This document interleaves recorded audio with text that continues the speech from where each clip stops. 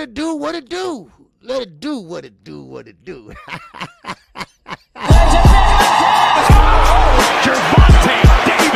I'm definitely face of boxing. Absolutely. They up the level, I'm gonna up the level with them every time.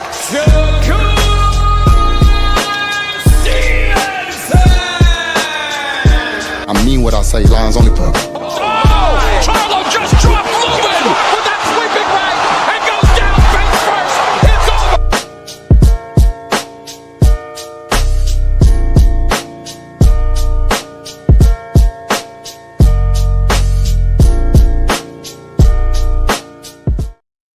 All right. We are back. The morning after show. Oh, yes, sir, man. We had a bomb burner yesterday. Well, it's a tune-up for the next 2-3 months to come. Man, welcome, everybody. Welcome to the morning after show. You got me, the OG, and, of course, the young G. Knockout Boxing 86 TV. Let me bring up the young G. All right? So, here we go. Yes, sir. What's going on, Knockout? Yo, what's going on, KQ? Good morning to you. Salute to the chat. What's up with everybody? Shout out to WIZE Sports Betting, man. She hit me with the cash app before we even got started. Salute to you in the cash app with the 25 piece. Appreciate the love and the support. Y'all be sure to hit the like button for the OG. Y'all see the cash apps down there. Show some love and support for the hard work and dedication. We appreciate y'all. But, man, I'm ready to talk some boxing. We got a lot of fights to cover. Benavidez Morales this week, so we got some fights to preview. A lot of interviews happen, you know what I mean? A lot of interviews happen for us to cover. Man, I'm ready to talk this boxing, man. I'll let you speak to the people, but good morning to you, good morning to everybody, and I'm ready to get to the action. Okay, man. Yes, sir. All right, you was chopping up just a little bit, knock out the end, but yes, sir. But and I appreciate everybody that came in last night for one. All right, thank you all for coming in last night, showing up and showing out. And I appreciate that. And we're about to get into the swing of things. But first, let's see who all came in here this morning. Let's see who all got up this morning. All right. And yes, sports, anti-WIZE Sports Betting. Man, like I told them last night, man, she got the odds on how to bet. And you got the previews of who to bet or who you think gonna win. And then I call the fights. You know, so I mean, it all works out. It all works out when you work together. All right. Yes, sir. All things is up in here. What's going on? All right. What's going on with you, all things? What's going on, Angie? WIZE Sports Betting is up in here.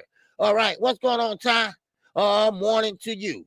All right. With that $2 holla. Happy Sunday. Happy Sunday to you. All right. Okay. Who else we got up in here? Let me bring it down. That's me. It's up in here. All right. Yes, sir. Appreciate you coming in, man. All right. Lee, LJ, what's going on with you, man? All right, appreciate you. Dr. Marks. What's going on, Doc? How you feel, man? All right, good to see you. Okay, who else we got here? We got an Oakland LD, baby. What's going on with you? All right, yes, sir, man. Big block. What's going on with you, man? All right, in the building, boxing is up in here. Windy City. The Windy City, baby. Yes, sir. Not too much wind, but the Windy City Assassins up in here. What's going on? All right. Brandon Rayford is in the building. What's going on, Brandon? All right, my man, Eric B. Oh, where's Rakeem at? Oh, he ain't here. He just got Eric B. All right, yes, sir. Cloud Base TV is up in here. All right, salute to you. We got Mark Williams up in here. What's going on, Mark? I ain't seen you in a while. Oh, what's going on, Tim? How you feel, TC? All right, you good? All right. Creole, the traveler, is up in here bringing up the rear. Yes, sir. Make sure you put that block on that door in the back. All right, come on in and smash the like button. All right, and show your love. Like I said, it's not easy for Knockout and me, all right, to come with this content every day. And the best dad ever. He know what I'm talking about. What's up, fam? Yes, sir. Terry W. Yes, sir. He know what I'm talking about. All right, so with that, that's all we got. Let's get this show started. Man, let's get to it. So I want to start with a fight out the fight card. Young prospect, Tito Mercado, Ernesto Tito Mercado, knocked out Jose Pedraza in one of the opening round fights of the card. and really put on a good performance, man. What do you got on? And then called out Shakur Stevenson in the ring. I know you were calling the fight. You ain't see it, but he called Shakur Stevenson a female body part. Yeah, he called him. No, I mean, you probably ain't hear it. I know you saw it, but you ain't hear it because you had the volume down. But he called him all out his name, called him out. Shakur got mad, got up. Yeah, it was pretty. It got pretty hectic up in there. He called out Shakur, called out Keyshawn. Tito Mercado, though, inside the ring, I thought he looked really good against Pedraza. What do you think of his performance against Jose Pedraza and then calling out Shakur Stevenson and Keyshawn Davis?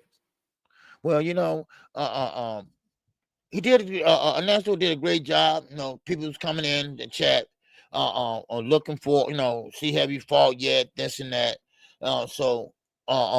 But what he did in the ring, he kept his composure. He stayed flat-footed. You didn't see him doing a lot of lateral movement. You did see him horning in on Pedraza. Pedraza fought the same way he fought with Gervonta Davis and other fighters. I don't know what this change of style is, this rocking back and forth, you know. He changed his style all the way completely. And I think this is the beginning of the end for Jose Pedraza. I don't think he got too much left. And, of course, he got hit right by the equilibrium right there. But some people say behind the head. But he went down, and it is what it is. And, of course, once he got up, that equilibrium, once you hit him on the equilibrium, that knocks off your balance for 5 to maybe 10 minutes. And, of course, that's enough for the ref to count you out. But I think Mercado's doing a great job. Once he stepped up the competition, I think he's gonna have to be change up a few things like his defense. So, but that's all I have on that fight right there. Yeah, man. The back of the head thing to me is kind of odd because did people not see the left hook before that? Like that was the one. The check left hook that hit him right in the square middle of his mouth and his nose at the same time. That was the one that really hurt him and messed him up. The right hand right on his ear, that was just like, you know, a little icing on top of the cake. But he was messed up off that nasty-ass left hook. Straight up. So that's what I say about the knockout. Just go watch the punch before the one that hit him in the ear. Or, you know, if people think it's the back of the head, go look at the punch before that. That's the one that really messed him up was that left hook. That's Mercado's best punch. But I thought he showed patience. His hand speed was there. He was jabbing very well. And like you said, Pedraza, he was trying to fight in a crazy style, but he wasn't letting his hand go. He was just basically like a punching bag that was swinging back and forth. Like that punching bag just swinging back and forth because he ain't punching back. He just like, let me just swing back and forth and just let you hit me one time. Like, I don't know what he was on. I tell you what, you said beginning of the end, that shit started a long time ago because remember I told you, I said, listen, he getting Keyshawn Davis. Keyshawn Davis done knocked him out. Now he about to start getting calls from prospects. And who he get the call for? Tito Mercado. Tito Mercado done knocked his ass out. Now you know who gonna be calling next? It's gonna be somebody like Abdullah Mason. Right. You got to get the phone call for Abdullah Mason. You got a decision to make. Jose Pedraza. Do you want to let these young boys keep beating on you? Or do you want to get the hell about the sport? Because you're going to get a call from top right now. They're going to be like, look, we know you just fought at 140. Do you think you can cut an extra 5 pounds? If you come back down to 135, we got a payday for you. We need Abdullah Mason to headline in Ohio. And it could get real ugly, is what I'm saying, man. Them are the calls he's going to get. Then after Abdullah Mason knock his ass out, they might call him for Kermel Moton in the future. Yeah. You know what I mean? Like, he going to have a decision to make. But overall, Tito Mercado, I thought he put on a good performance. He did what he's supposed to do with Pedraza. And just as a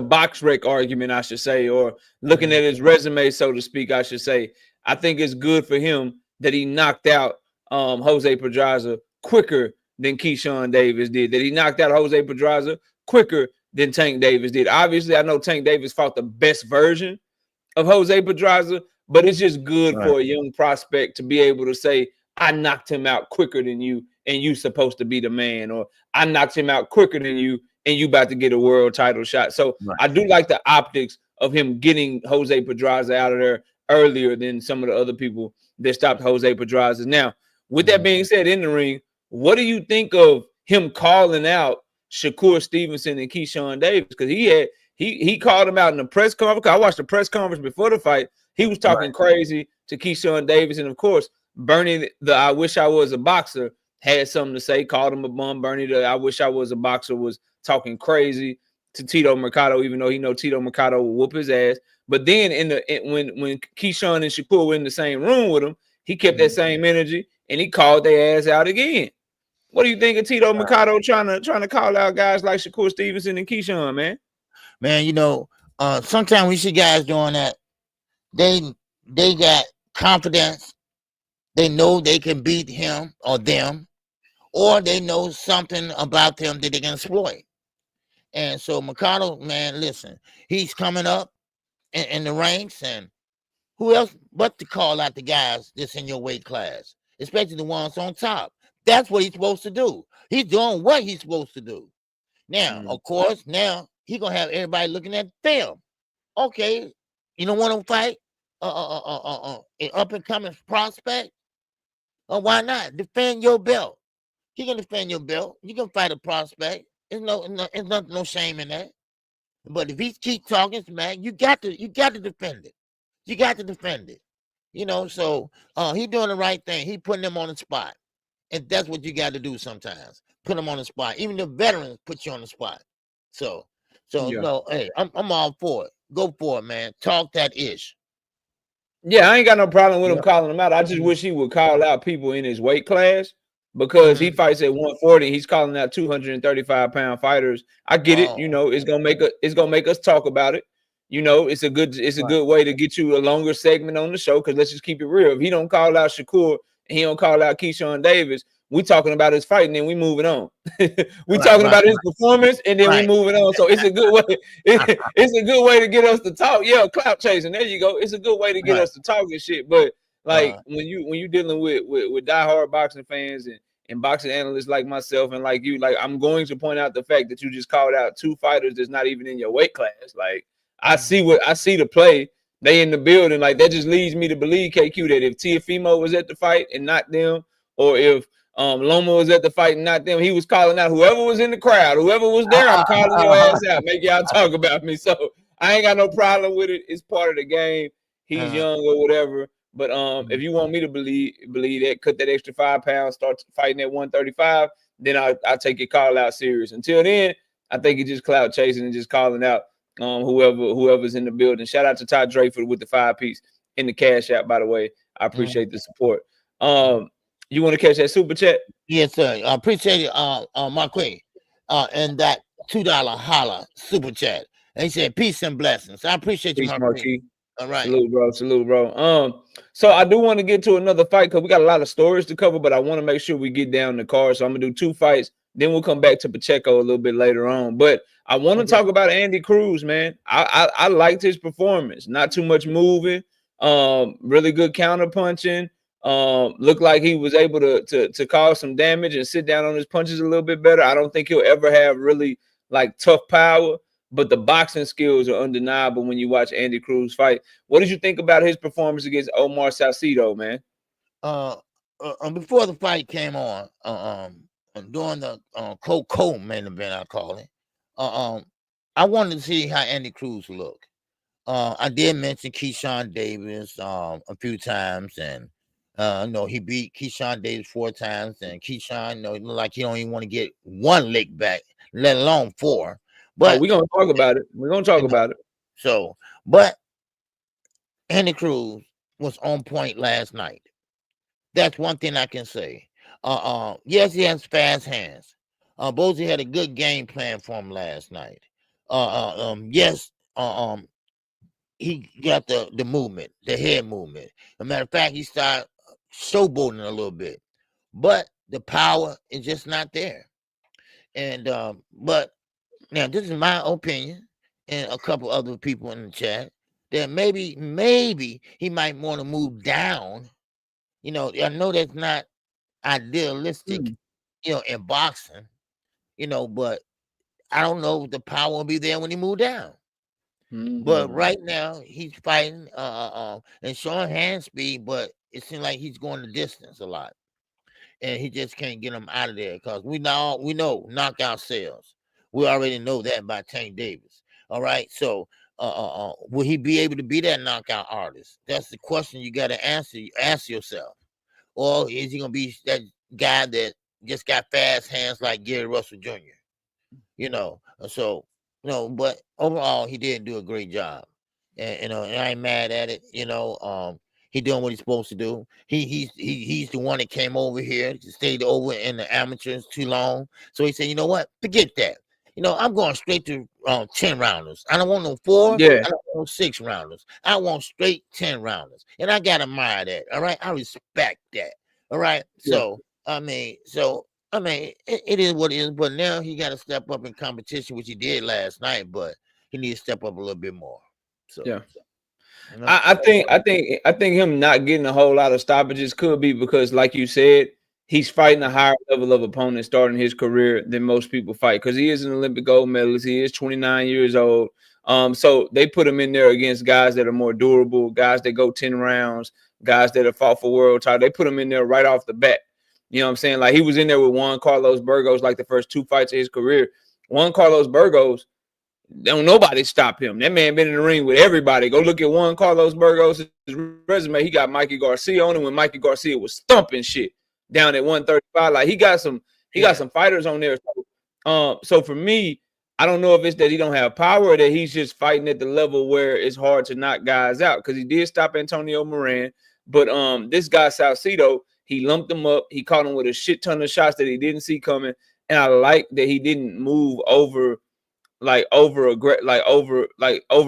I guess is the best way to say it. He didn't move too much. He was staying in the pocket with him, making them miss and making them pay, working the jab consistently. Like he was there to fight.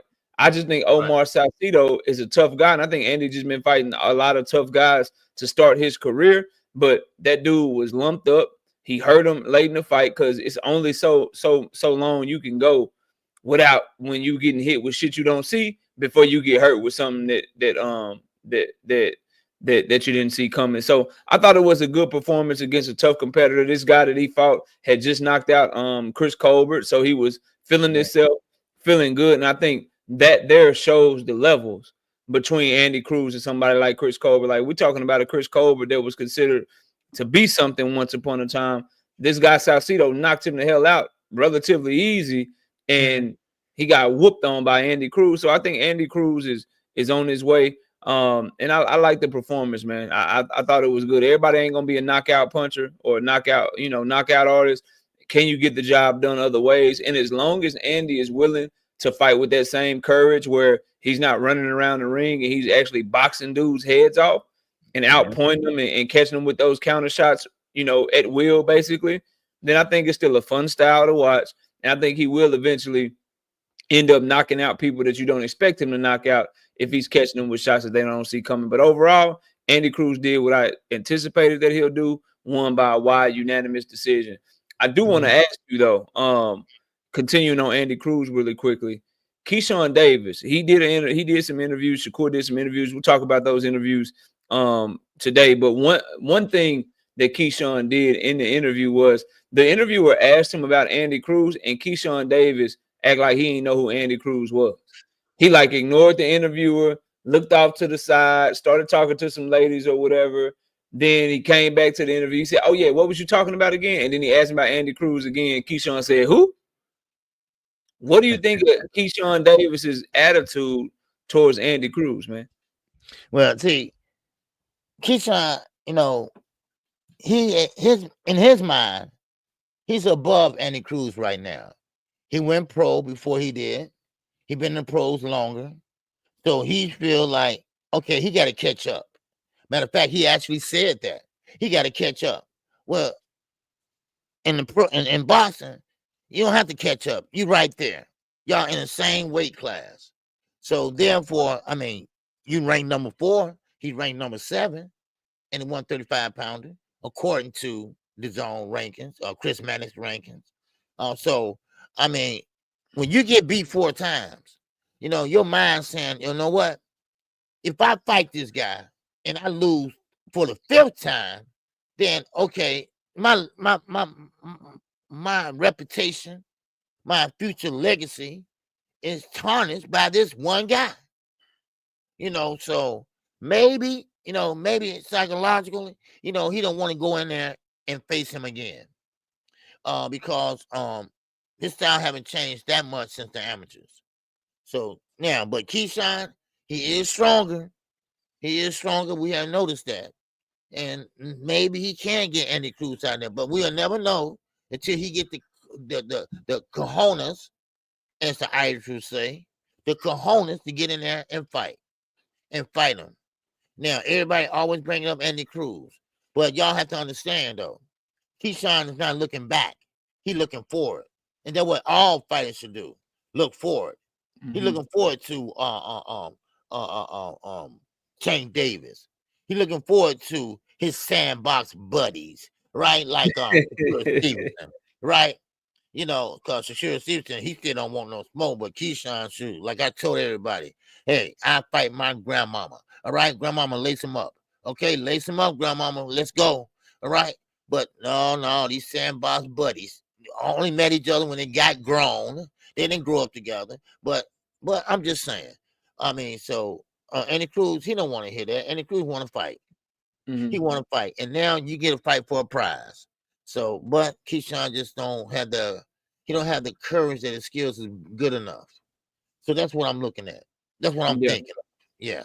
Yeah. I think Keyshawn is tripping with that one. And here's why, man. Like, you can't act like you don't know who he is. He beat you in the biggest moments of your amateur career, bro.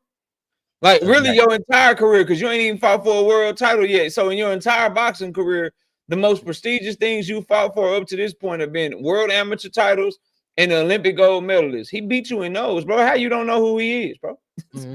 How you don't know who he is? He beat you in the amateur world titles and he beat you in the goddamn Olympic world championship. So you don't know who that guy is?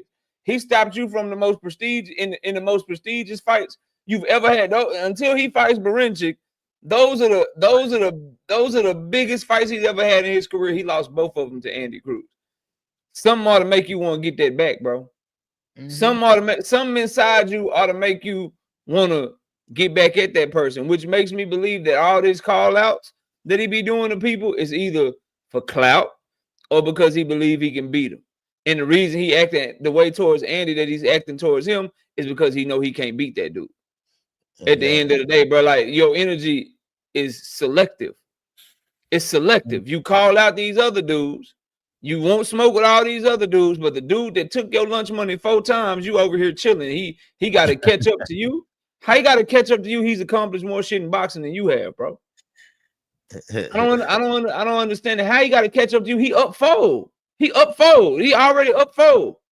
If we keep in score, and it's up fold, bro. Like, what do you mean he got to catch up to you, bro? So I didn't like that, man. I don't like acting like you don't know who he is, acting like you don't you're not worried about him or whatever. You clearly bothered, bro.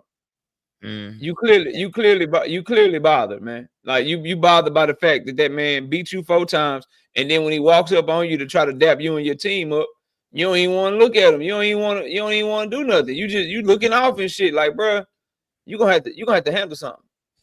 You're gonna have to handle that. And I think it's because he knows that Andy's footwork is really good, and Kilo just hit the nail on the head. Them feints. And Andy is quicker to the punch than Keyshawn. And that's why he was countering him and beating him to the punch in the amateurs. And Keyshawn don't want that shit in the pros. And then Secret Dance Move says this is the pros. No one cares about amateur losses. He do. Keyshawn do. Otherwise, he won't smoke with him. He care. He definitely cares, bro. You can see it in all his interviews and all his goddamn mannerisms, bro. He cares. You may not care, but he do. He cares tremendously, bro. But anyway, that's all I got on the man. I don't like Andy. I don't like Andy being in Keyshawn Davis' head like that, bro. I don't like you act like you don't even know who the dude is, bro. You clearly faking it. We know you know who he is, bro.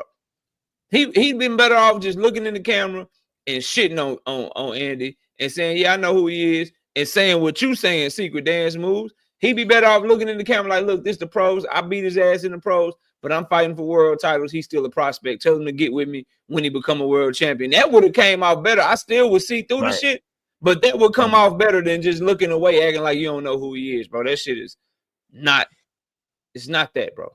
It's not that at all. But go ahead, man. You got it.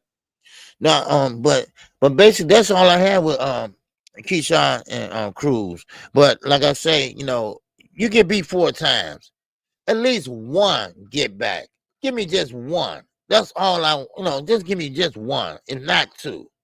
I mean, because I don't know what's wrong with the young guys. Like Devin Haney, he'd rather go in the courtroom than in the gym or the ring, to get his get back.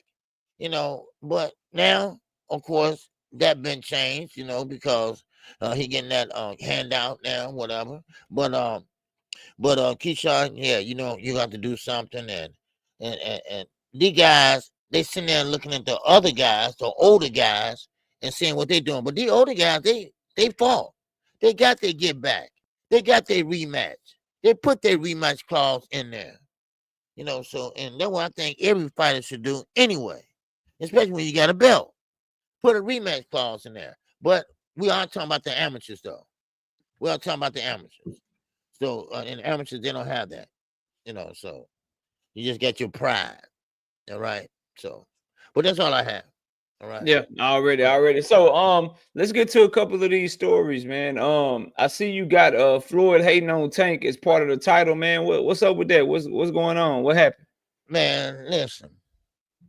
Like I was explaining, in between fights yesterday, because we had to wait a few minutes and stuff, and Floyd, he's one of them guys. I grew up with guys like him that you cannot trust him. He is not loyal. All right. Loyalty is everything, especially in a sport like boxing, because you're risking your life. You're risking your life. You're putting your life in somebody else's hands sometimes. And Floyd, now, he's too old to be jealous. Now, I looked at your live stream. I told my chat. I looked at Ego. I looked at all different and looked around and just seeing, how people are feeling about Gervonta Davis, and you got a lot of hate. And then you look at Floyd, and Floyd is spewing that hate.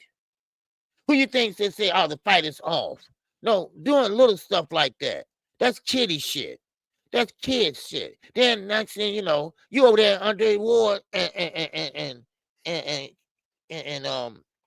Keyshawn, of course, Stevenson, yeah. Jim over there in Houston. I just stopped by and visit. Yeah, but ain't nobody tell you put no pointers. Listen, you did that on purpose, Floyd. Stop playing.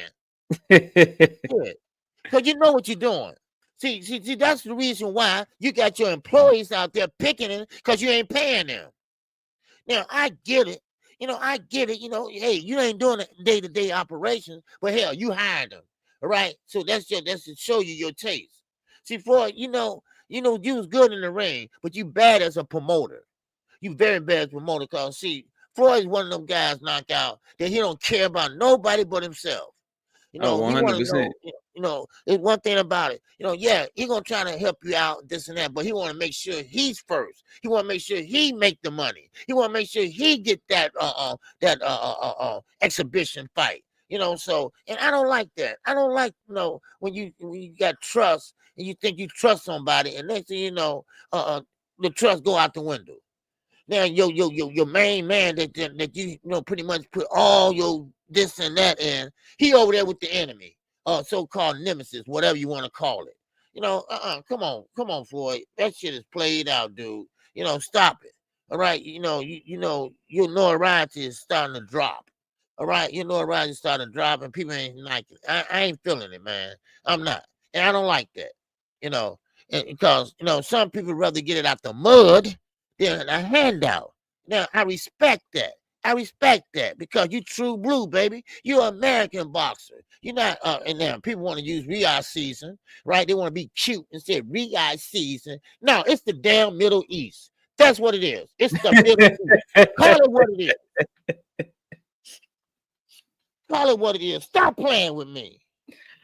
It's the Middle East season, damn it. Middle East season. Yeah, that's all it is. It's the Middle East. I mean, come on. I can't say, hey, baby, man, let's go see a fight this weekend. All right. Oh, wait a minute. I ain't got no passport. Cause you remember I got that parking ticket, cause they stop you for anything now. Right? I mean, come Yeah. on, man. I ain't feeling that, man. I'm not feeling. Stop playing. Nah, I think Floyd Mayweather is on he's petty, bro. And everything you said is true. Like, that's why, how come he didn't call Bill Haney every time Devin Haney won a fight? But he waited to call Bill Haney on FaceTime when Devin Haney had the performance against Ryan Garcia. Like, he do little shit like that, right? I guarantee you, if Tank Davis ever lose, Floyd Mayweather be trying to call Calvin Ford on motherfucking FaceTime and shit. He'll be doing interviews where he's trying to give Tank Davis fucking pointers and this is what he should do and advice and shit. Like, bro, real ones see through that dumb ass shit. And I've been telling people about Floyd for years, man. And if he can't make money off of you, then he don't care nothing about you, bro. And at the end of the day, he don't like that Tank Davis did him the way that he did Bob Arum. When Floyd left Bob Arum and bought himself out of his contract and got his independence, it was all good. But when a fighter does that to him, they wrong. And him going over there to Shakur Stevenson is just his way of trying to stick it to Tank, and he is trying to do anything he can to see that young man lose inside and outside the ring, because Tank is only 30. And the Frank Martin knockout went viral. And then the Mont Roach fight is doing better with ticket sales, and it's going to do better on pay-per-view than a lot of people predict. And if Tank Davis keep knocking shit out and he get to them big fights and he knock their ass out too, Floyd is going to be down bad. He's going to be in a bad way. He is not going to like that shit. He wants to be a part of that. He wants to get money off of that young man. And he's mad that he can't, and he's mad that he can't right now. So he's trying to see what he can do to try to get him beat. Because I don't care what y'all tell me. Oh, they ain't worried about no Tank. He just over there helping him, man. You need fucking Floyd Mayweather and Terrence Crawford in your camp for fucking Schofield, bro. For Schofield, nah, man, we know what that is. You know what the look is. That's why he was the one. It's not just saying the fight is canceled, KQ. Floyd was the one that posted the Shakur video with the chains on. Yeah. Calling out. That was on Floyd Instagram, bro. Yeah. He did that shit, bro. He has been doing everything he can to try to tear down the name of Tank Davis, bro. It's clear as day. So yeah, you hate him. Because at the end of the day, you can say Floyd is better than Tank. Floyd is all-time great. Floyd will never have to worry about Tank surpassing his legacy. You know what I found out about guys like Floyd Mayweather though? As you go back and you watch his career and shit, when he was at welterweight, he used to always do the same shit Shakur do. He always say he gonna knock a motherfucker out. He gonna outbox him and knock him out. And he never really could do it because his power didn't carry up to welterweight. These dudes jealous because they ain't knocking shit out like this young man, bro. They looking at him like, bro, you little bitty, bro. You 5'4", 140 pounds soaking wet. Why do you punch harder than everybody, bro? Why are you knocking everybody out? We are bigger than you. We are killing ourselves to make weight. We are outweighing our opponents by 20, 25, 30 pounds, and we can't do shit to get them the fuck up out of here. No matter how many times we chase them around the ring, how many times we hurt them, we out this mug looking sad compared to you. And you don't, and they don't like that, bro. So you goddamn right, I believe he went over there trying to hate on Tank Davis. Because if it's real, KQ, what you need to take a picture of it for? If you really there to help, right? If you really there to help, and it's about making sure that the young fighter is better, someone tell me what they need a picture for. Why do people need to know that you there? If it's about the other fighter. See, y'all fall for that other shit, bro. People will fall for that dumb shit, KQ. But if it's really in your heart and you training somebody, what you need pictures for? What you need pictures of you leaning over the apron for posted and shit? I ain't fucking with that, man. I ain't fucking with that at all. That's all I got, man. Man. Yeah, I never thought Floyd Mayweather would be that way, because like I say, I respect what he did in the ring, no doubt about it. Matter of fact, I respect some things that he had done outside the ring. And Mayweather Promotions was been that the past, the present, and the future. And It's not none of those. You know, and you know what you did with like Richard Hitchens. You know, you put him on the shelf. A good fighter who could have been way developed ahead of the time by now if you would have got more fights for him. But I guarantee you, Floyd had fights for him set up, for his own self set up. You know, see, that's a difference in a good promoter and a bad promoter. You don't look out for your fighter first. First of all, you're gonna look out for your fighter before you look out for anything else. Just like Eddie Hearn. He ain't gonna look out for nobody but Anthony Joshua. And maybe kind of being on a good day. You know, and that's it. You know, but I don't like it. Like I say, Gervonta Davis, and see what's the difference is, and they know it. Secure Stevenson, they know it. Raymond Ford, he knows it. They know it. They know it that what they doing, they just can't measure up to what Gervonta Davis is doing. Now, like I say, you may be a bigger fan than I am of Gervonta Davis, but you got to understand. No, he's always at a disadvantage. People don't understand that because he is not growing anymore. He's just going to be what we call a shorty. He's just going to be a shorty. That's all. But he always at a disadvantage. But everybody wants to see him get knocked out. Everybody wants to see him lose. But guess what? He defied the odds. Now, do you know he's on his way to breaking his own record? Now, hold on, wait a minute. Let me put a pin in it. Now, one thing about it is that after that Lamont roast that nobody wants to see. Matter of fact, I think you did a video on it, Knockout. One thing about it, nobody wants to see the Lamont roast fight. But mighty funny, everybody buying it. Everybody buying it. And the end of the day, stop playing with me. At the end of the day, he gonna surpass what the Zone did in one damn year. All right? Y'all stop playing. Come on now. If you're gonna tell the truth. That's all I got. All right, so Keyshawn Davis, we talked about a little part of his interview earlier. The other thing that Keyshawn Davis said in that same interview that he did with Fight Hype is he said he wants Tank Davis, but he doesn't want to be asked about Tank Davis anymore. And that if Tank wants to fight him, Tank can just send him a contract. If he can't get Tank, he liked the Lomachenko fight. But if he can't get Loma, then he's making his own lane about what he wants to do, and he don't need those fighters. If the champions don't want to fight him, he don't need them. He's just doing his own thing. What do you think of those comments from Keyshawn, man? It's definitely a change in how he behaved right after the Gustavo Lemons fight. What do you think of him now, kind of being non-committal? Now he's cool if he get the fight. If he don't get the fights, now he's just doing his own thing and he ain't really worried about it. Well, you know, what I think it is, the handout, the paycheck.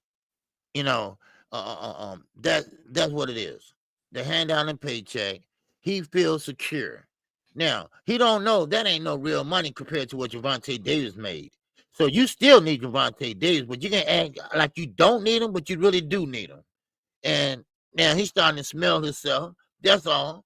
He's starting to smell himself like he and I'm gonna tell you, Keyshawn, you're not a draw like you think you are. All right, selling 10,000 tickets, that ain't shit. Okay, trust me. So I mean, that might be big to you, but it's not really nothing. You know, so I mean, yes, it's okay for you to be excited, and and I don't have no problem with Keyshawn, but stop talking shit. All right, get in there and fight whoever they put in front of you or whoever you want in front of you, and try to make the fight. Cause it doesn't matter to me. I'd rather see Shakir or Keyshawn, any one of them, fight Gervonta Davis. So but don't say you don't need Tank, because you do need him. You need somebody, because you ain't hitting like that, dude. You're not hitting like that. You ain't drawing like that. I mean, come on. And Bob and Todd, they ain't gonna put you on no pay-per-view. I mean, come on. I mean, you're not the face of boxing. You're not a big draw. You do got a big mouth, but that could get shut down in a press conference. So, but what Keyshawn Davis is doing, he's alienating. He's trying to weed out the ones that would give him issues. That's what I think he's trying to do. He can take it or leave it. Other words, he don't want to negotiate and put out and make up a fight. See, like everybody thinks you can make a fight overnight. And that was PBC problem. Everybody wanted PBC to put on 100 fights in 1 year. No, it don't work that way. You got to get dates. You know, you got to have lawyers and contracts and all that. Same problem Turkey doing. Only thing about Al and Turkey just losing money. That's all. He just losing money and just don't care.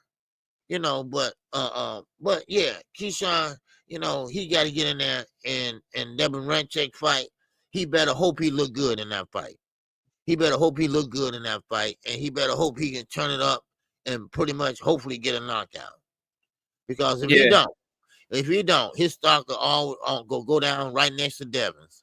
All right, so that's all I got. Yeah, I think Keyshawn and you're seeing this turn right from some of these fighters, which is, oh, we don't need Tank. We good if we get the fight. We good if we don't get the fight, but that's all on him. It's all on him. And what Keyshawn forgets is, if that's the case, why did you behave the way that you behaved after the Gustavo Le Mans fight? You didn't act like you didn't need him when you did a whole live stream talking about you were tricking the game for too long. I won't fight you, bro.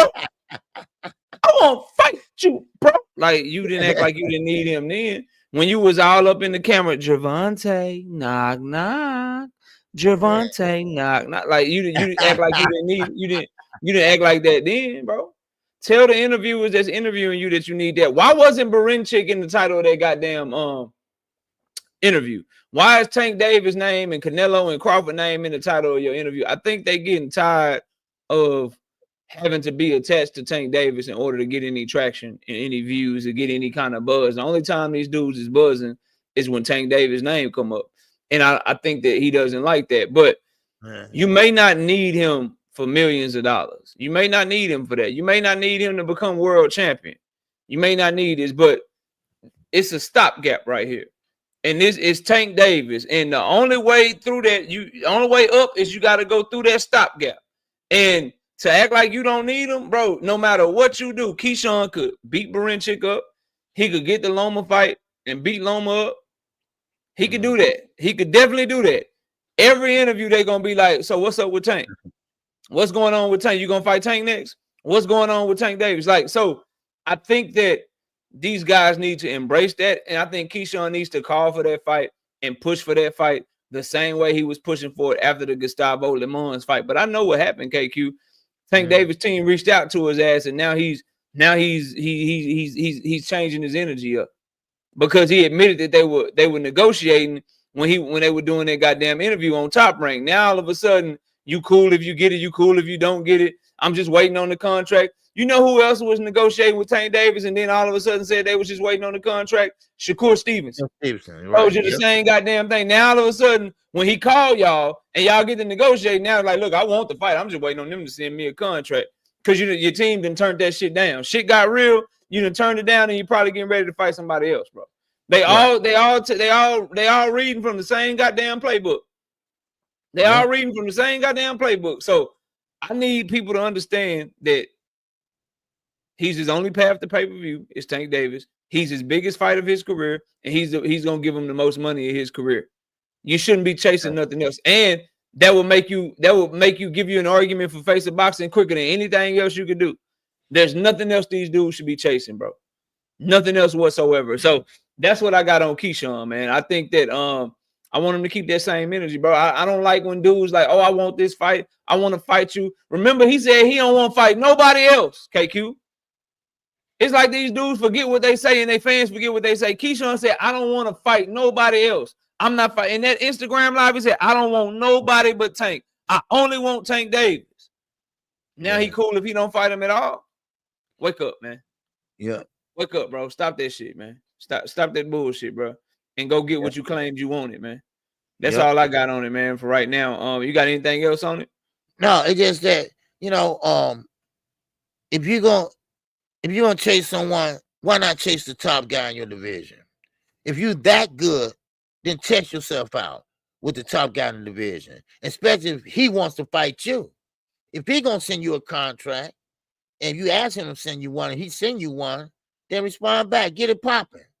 But see, now you okay because you got a few dollars. I'm from the Middle East, so you fine with it. You know, you fine with it. Raymond Ford, you fine with it. Shakur Stevenson, you fine with it. Terrence Crawford, you fine with it. You know, and people just don't know. You know, that ain't really no damn money. You know, because like I said, and I'm gonna keep on saying it, Tank Davis is on the road and on a route to make more money overall. Now, I don't care what the fighters make. What did the event make? What did the event make? Not a damn thing. Because now, Al Heyman and PBC, they on the road to make double figures. Double figures. I'm talking in the millions. Clear, free and charge. Can't get that back end money. All yours. Go ahead. That's yours. Go ahead, Tank. And then, no, we ain't going to talk about the gate. We ain't going to talk about the gate. And all that beat out the zone all in 1 year. All that in 1 year. One fight. Okay. Now, you tell me, who really is saving boxing? That's all I got.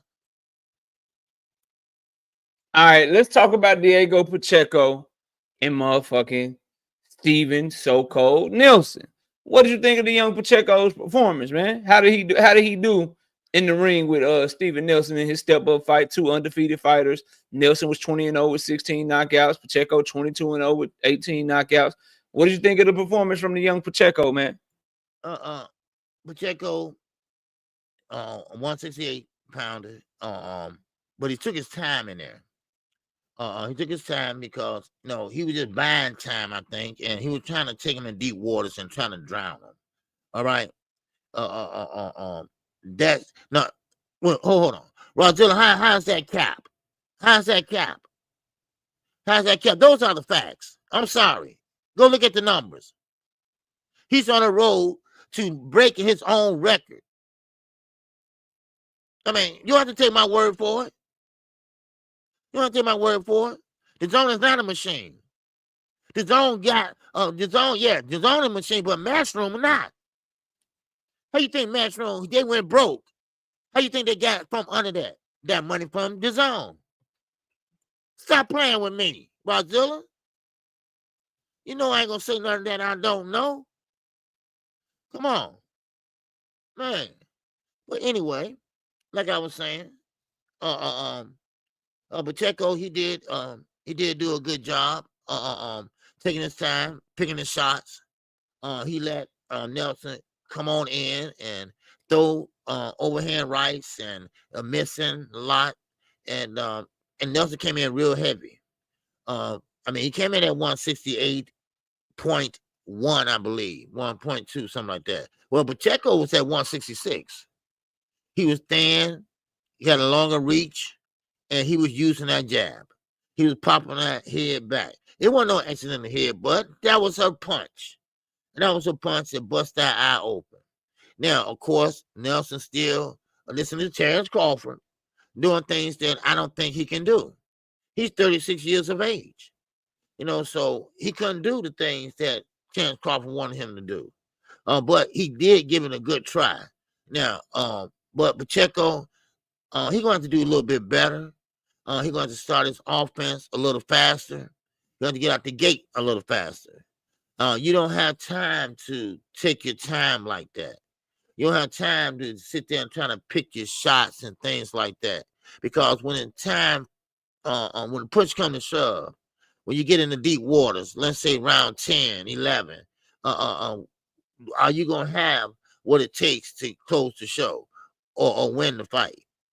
But Nelson did have some success in the later parts of the fight, like round 10 and 11. But he was winging it, but he pretty much had a lot of heart too. So, but Pacheco, yes, he's young, but he is a champion too. So, I'd like to see him step it up a little bit more. So that's why I got on Pacheco. And he kept on missing, but he almost caught him with them uppercuts. And those are mean uppercuts, long route. If he would have stepped in and half a step, knockout, I think he would have been landed cleanly, but he stayed on the outside. So yeah, I think Pacheco boxed very well in that fight. He took his time, he was patient, and he was able to use his jab, work behind his jab. Miss KO in the building. What's up, baby? Salute. And I like the fact that he kind of found out what Nelson's game plan was, because Nelson was doing pretty well at the beginning of the fight. But then when Pacheco found out a way to keep him at mid-range and kind of work behind that jab and use his movement, he was just too long. The power was just too good for him. And Steven Nelson had no choice but to respect his power. And he started lumping Steven Nelson up, cut his eye with a right hand, kind of had his left eye swell up and close.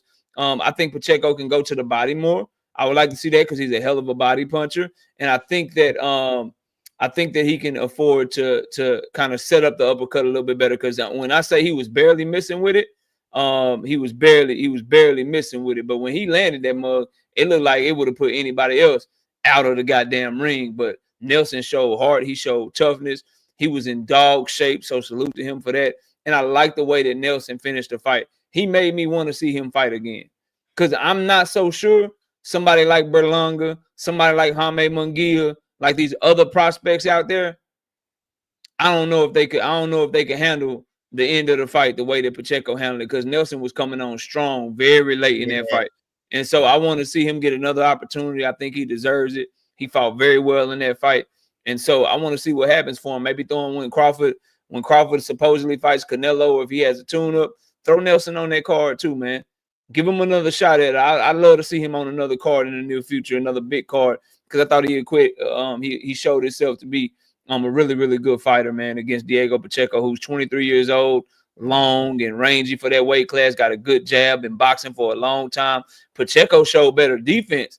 And I like the shoulder roll and not pulling straight back and shit and kind of stepping off to the side and giving your shoulder and making Nelson miss a lot of them right hands and shit. Pacheco can fight, bro.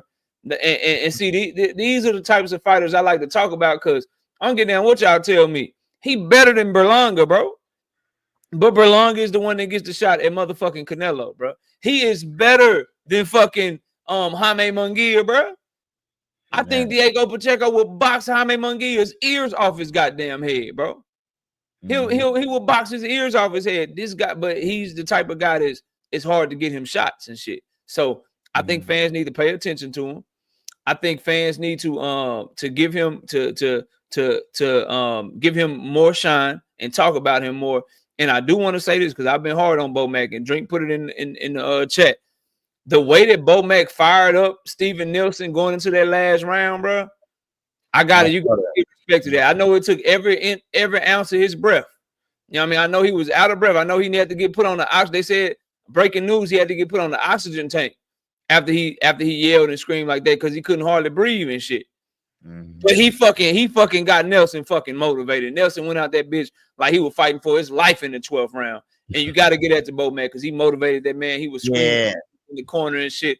And then he went and sat down and had some Tito puffs. But he did a great job, bro. He did a great job training that man and trying to get that man to come through at the back half of the fight. He just wasn't good enough, and he was outmatched in that fight. And that's all I got on the Pacheco and Steven Nelson fights. You got anything else, man? No, I just laughing about the Tito thing, but Chandler Crawford, he was rooting them on too, and they give you a little lift too when you got a lot of guys out there, lifting them up, lifting them up. And Bomac, and shout out to Bomac, he been coaching his ass off, and I'm talking about last year or so, and I ain't mad at him for that, and same thing with Nelson.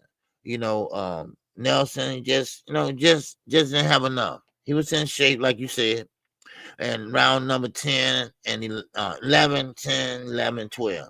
Those were the rounds that he was trying to turn up in, but they closed the show, and that's all that counts, because he did hit Pacheco with a couple of good right hands in round number 12, so, I mean, I think he hurt him for a minute, so, well, that's all I got.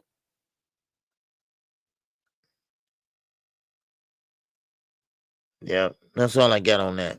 Okay. Shakur Stevenson said something. Yeah, can you hear me? Yeah, I hear you. Okay, yeah, my bad. All right, so Shakur Stevenson did an interview with Fight Hype, and he talked about the normal stuff. But one thing he said that I want to talk about that I know is going to get you riled up is Shakur Stevenson said Turkey is saving boxing. He said he is saving boxing. He's putting fighters in 50-50 fights, and he loved Turkey because Turkey is saving the sport of boxing. What do you think of that, man? Do you agree or disagree with Shakur, and why or why not, man? You know, I do not agree with that bullshit. All right.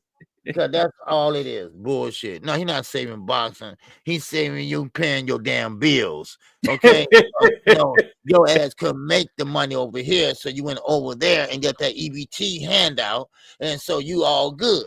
You don't need Tank no more. You don't need to say, come on, Tank. Come on, fight me. So you don't have to do none of that no more. Right? That's right. You don't need to do none of that no more. Okay? Because see, Turkey in the Middle East, see, a lot of people don't do their homework. All right? Turkey put on fights that he wants to see.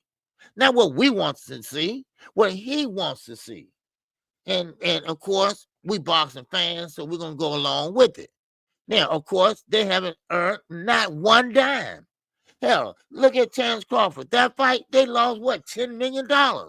I mean, well, they don't care about money, right?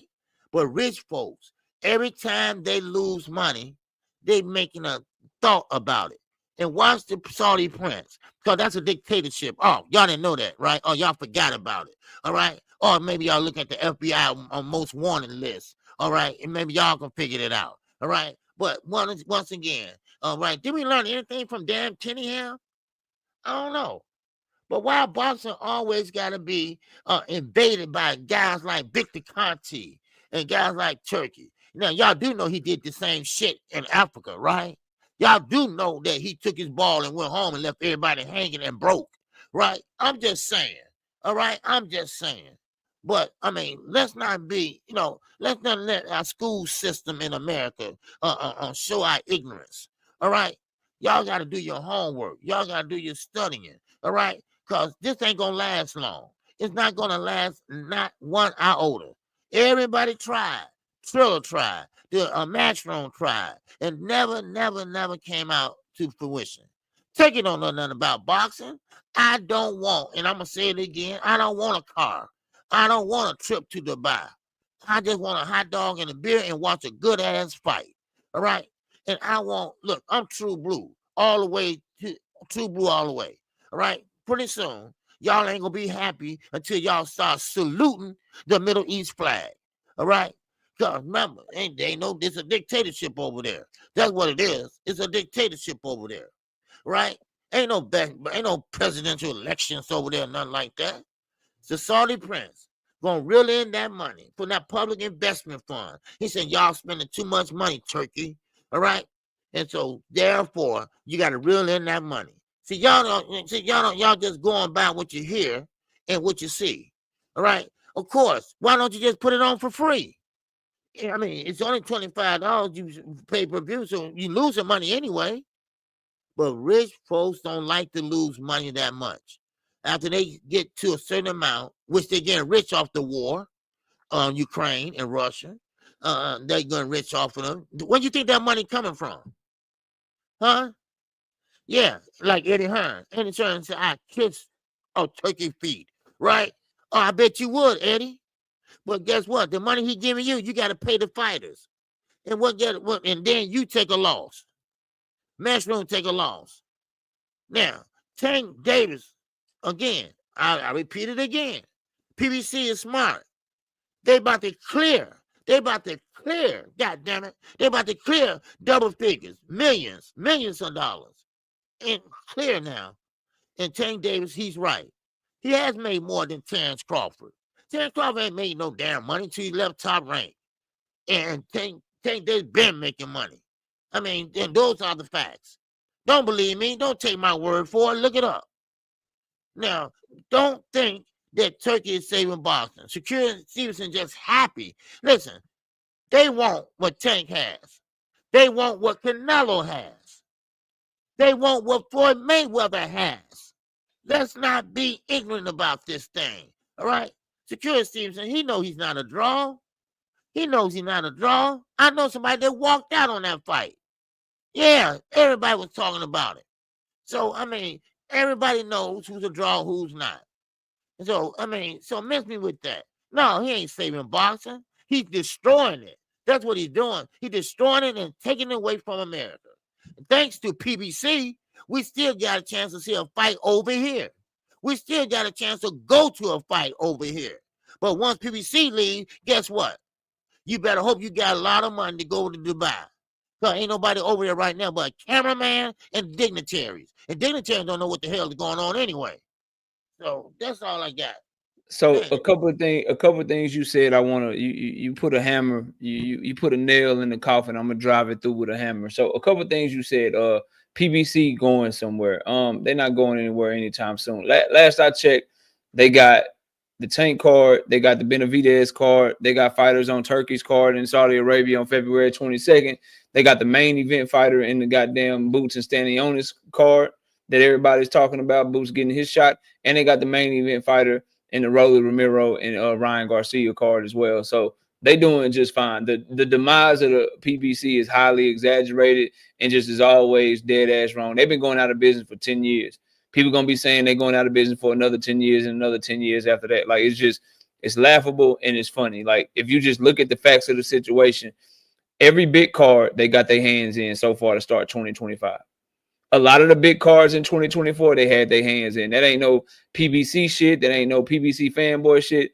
That's just what the facts are. You look at 2025. I just named the cards for you. Go look at them. Rolly Romero, PBC fighter. He's main eventing with Ryan Garcia.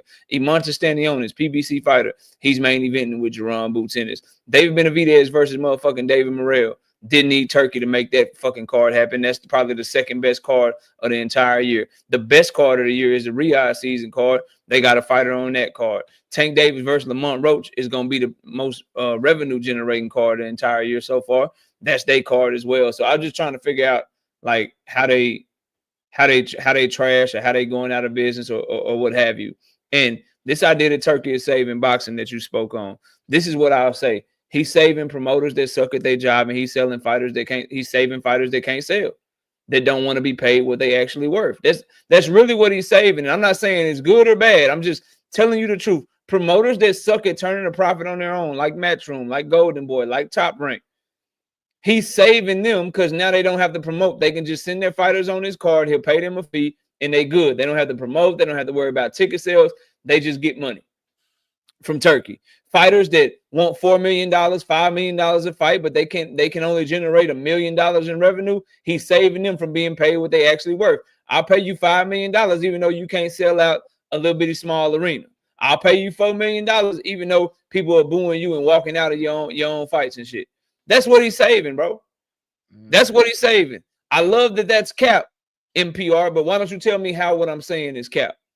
You won't be able to because everything I'm telling you is factual. Sorry, bro. It is what it is. Now, as far as Turkey and him being good or bad for the sport, as long as he's putting fights where they're supposed to be, putting money into the sport, I ain't got no problem with it. The only thing I got is why we getting Ryan and Rolly and then Devin and Ramirez in America, and then we got to get Devin and Ryan over in Saudi Arabia. Now, take them trash ass fights over there. Take Ryan and Rolly and Devin and Ramirez over to Saudi Arabia and then let Devin and Ryan fight fucking here, bro, where they supposed to fight. So it is what it is, bro. I'm not on that shit Shakur is on. He ain't saving nothing. He just saved you from a top ranked deal where you had to fight 5 fights for $3 million. He just saved you from a tough ass fight to earn your money, and he's giving you a prospect for the type of money that you want. That's who he saved, bro. He saved Eddie Hearn, who couldn't do shit in America without him. That's who he saved. Because the only cards Eddie Hearn could make money off of before Turkey was Anthony Joshua cards, bro. That's who he saved, bro. And all this talk about the PBC and all that shit, why isn't anyone talking about how Top Rank is losing their ESPN contract and they about to go out of business? Why don't y'all talk about that shit, bro? It is what it is. Like, why don't y'all talk about that shit, bro? Because you got a certain agenda that you're trying to push. At the end of the day, more money in the sport of boxing is really, really good, But is he saving the sport? Is he saving the sport? No, he ain't saving shit, bro. He ain't saving the motherfucking thing. We appreciate him though. Keep making great cards. And this is what I was gonna say, KQ. This is what I need NPR and all you turkey lovers to show me. Show me he saving boxing with your wallet. Don't type me to death, bro. Don't type me to death in the comment section. Don't type me to death in a live chat. Don't do that. That February 22nd card better outsell everything, bro. Show me that you care with your wallet, bro. That February 22nd card better do better than Tank versus Roach. It better do better than Benavidez versus Morrell. Show that shit with your wallet. Show me he's saving boxing by helping that man turn a profit by buying the shit out of that pay-per-view. Y'all claim you love the low-cost pay-per-views. You claim he's making boxing more affordable. You claim that he's giving you the fights that you want to see. Then they better fucking sell on February 22nd. They better go crazy with the numbers on February 22nd, fight fans. Miss all my Turkey is saving boxing crew. Buy that fight. Buy that fight card because I'm going to buy that bitch. Buy that fight card and show me by having him outdo what other people are doing that you claim you don't give a fuck about. That's what I want you to do. Show me that he's doing that shit with your wallet, with your money. Don't type me to death. Show me, bro. Show me. And then we can have a conversation when one of his cards generate more revenue than what other people are doing. Show me with your wallet, bro. Because y'all talk a good game. But then when them numbers come out and Beterbiev and Bivol do 10,000 pay-per-view buys in their first fight, did you really want to see the fight? Because I was one of those 10,000 that bought it, bro. When the greatest card in history don't outsell Tank versus Roach, I don't want to hear shit, bro. I don't want to hear shit, bro. When the greatest card in boxing history, Beterbiev Bivol, Dubois versus Joseph Parker, Carlos Adames versus motherfucking Hamza Shiraz, Virgil Ortiz versus Israel Madrimov, all them different countries, all them different motherfucking fighters, it better sell. It better sell, bro. I bet you it won't, though. That's all I got on it, KQ. Okay. Drink more water. He said, shout out to the favorable, the honorable, the homie, a boxing fan, His Excellency, Big Turkey, Big Turkey. Drink dumb as hell, bro. Big Turkey, unleash, get down or lay down. Shit. Shout out to drink more water. Yes, sir. Oh man, appreciate you. Secret dance moves. I'm not mad. I'm mad that you talking all this shit. Come back and show your receipt that you bought the $30 card, bro. That's what I want you to do. Show me that you bought the $30 card. Support with your wallet, bro. Fuck all the characters you can type. Support that shit with your wallet. Buy the card, bro. Don't fire stick that shit. You coming across like you gonna have that fire stick ready. You talking all this shit. But show us you got the $30 to buy that motherfucker. Then we can talk, bro.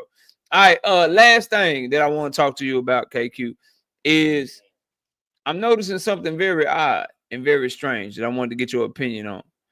Both Keyshawn Davis and Shakur Stevenson say Tank Davis versus Lamont Roach is Tank Davis' toughest fight, and Lamont Roach is the best fighter that he ever fought.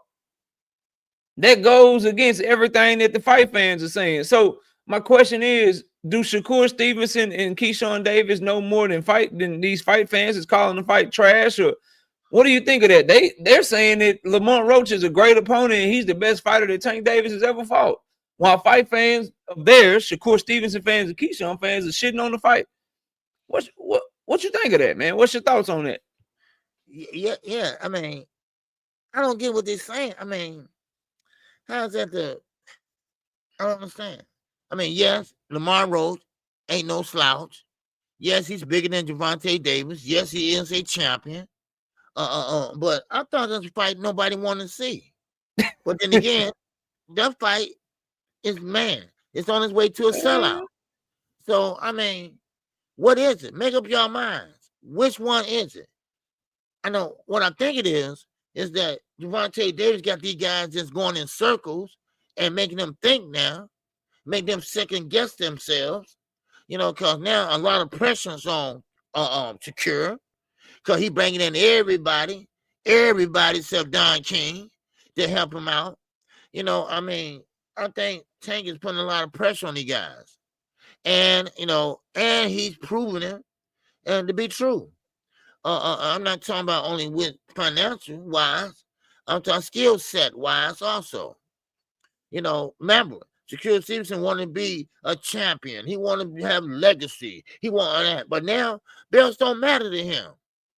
Now, who used to say that? I forgot. I think Tank said that. Now, everybody, like I said, and I'm going to keep saying it, Tank got what they want. And that is charisma, notoriety, swagger, money, excitement, power. I can go on and on. Now, they don't make guys like that every day. I know. I'm 58. I should know. They don't make guys like that. Only a very few come around once in a while. So, I'm looking at the young Moses yesterday.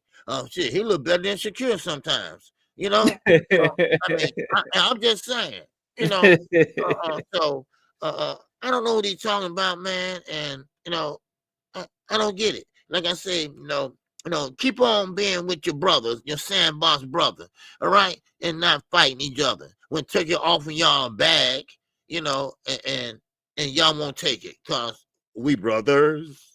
We are brothers. So and so therefore they just gonna say, okay, no, we're not gonna never fight each other.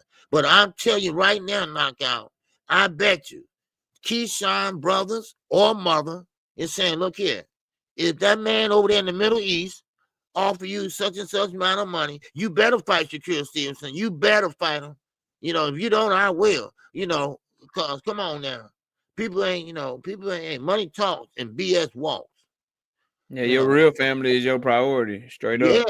Yeah, nah, straight up. That's some real shit. Like, shit. They tell, hey, KQ, they tell me they about to give me 50,000, give me 75,000 to cook you, KQ. I'm gonna have to do you. I'm gonna have to do you in. You my brother and everything.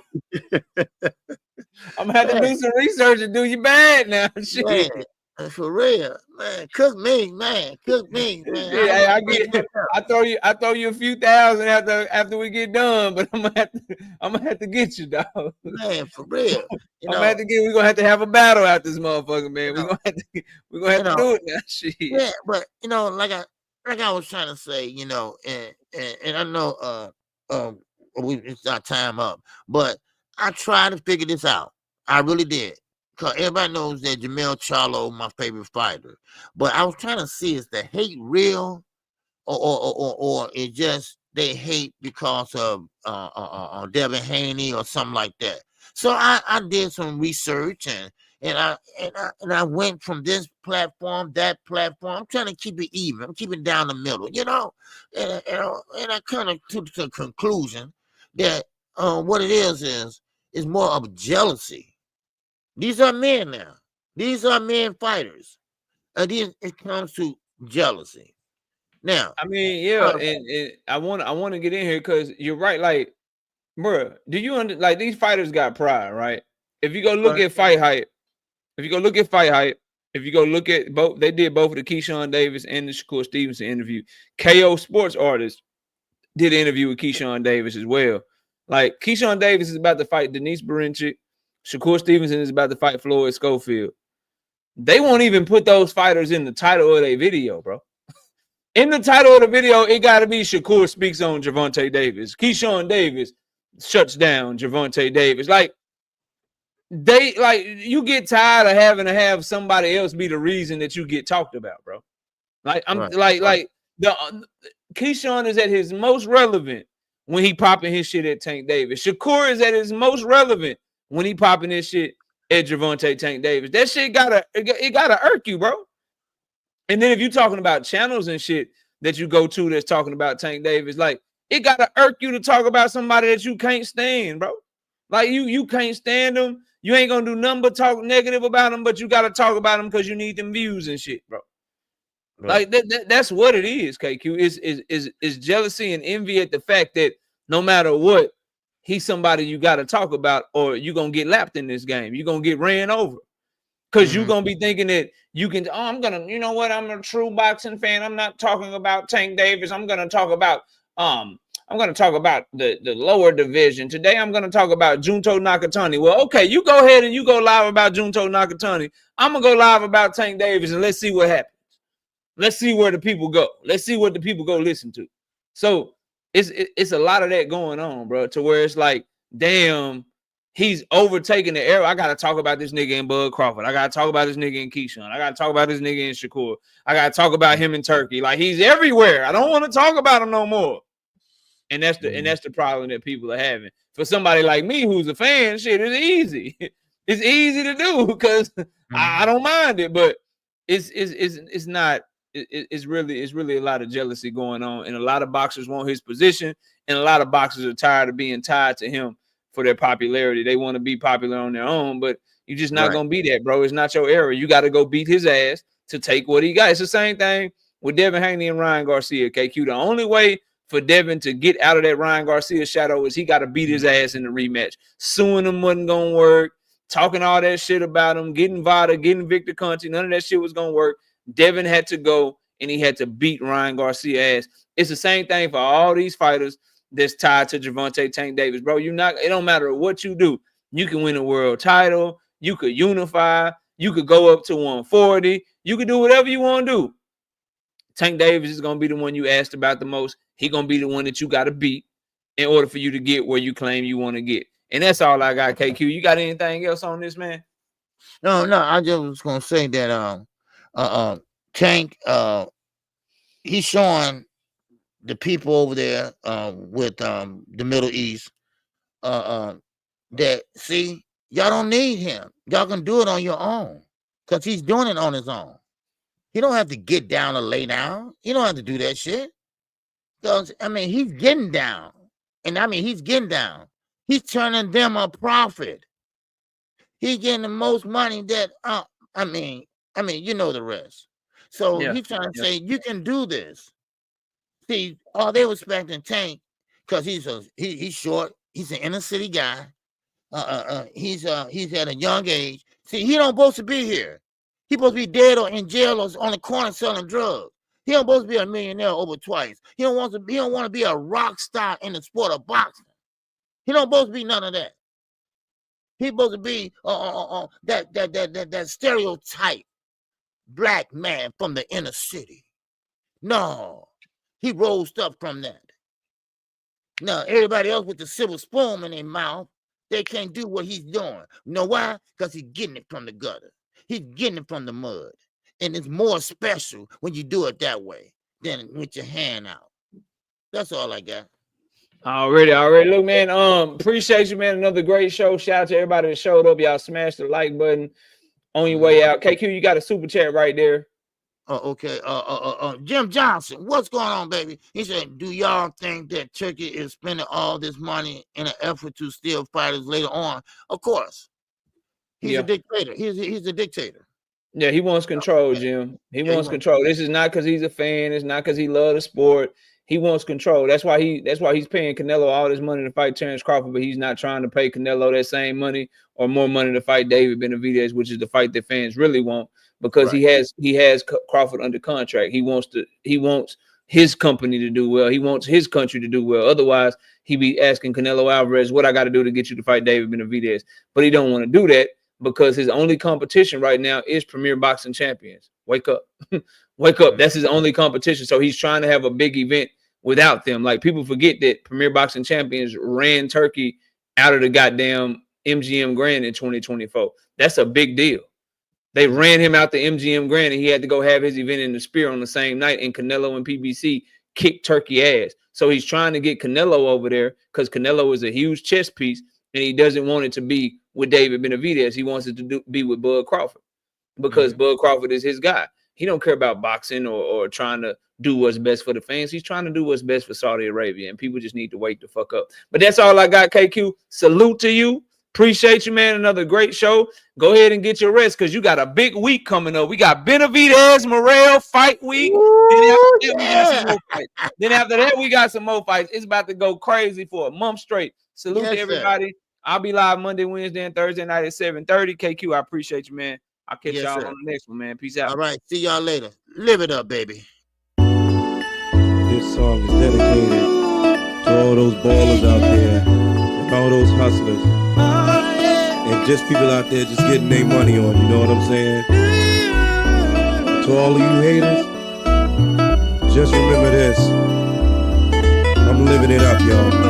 In my lifetime, haters tried to put me down, telling me things I couldn't do, and goals I won't achieve. Even my best friends used to tell me that I wouldn't amount to much, but thoughts like those I could not foresee. So I got diamond rings and pearls.